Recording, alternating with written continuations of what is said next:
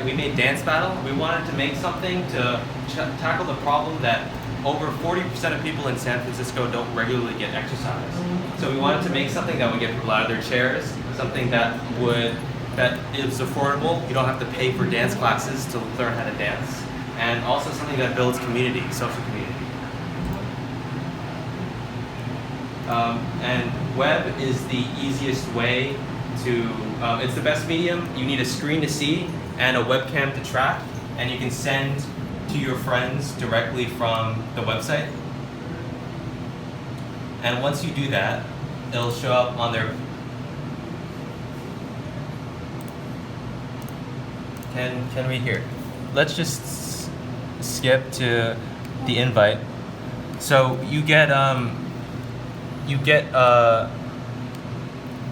get a notification on your Fitbit, and the way it works is by tracking, reducing a video of you dancing into X and Y coordinates of your skeleton and just passing that through, and also passing the video with Agora. And it can tell you if you're right or wrong based on measuring both of your skeletons doing a difference. And in the end, it looks something like this, where one person does a dance move,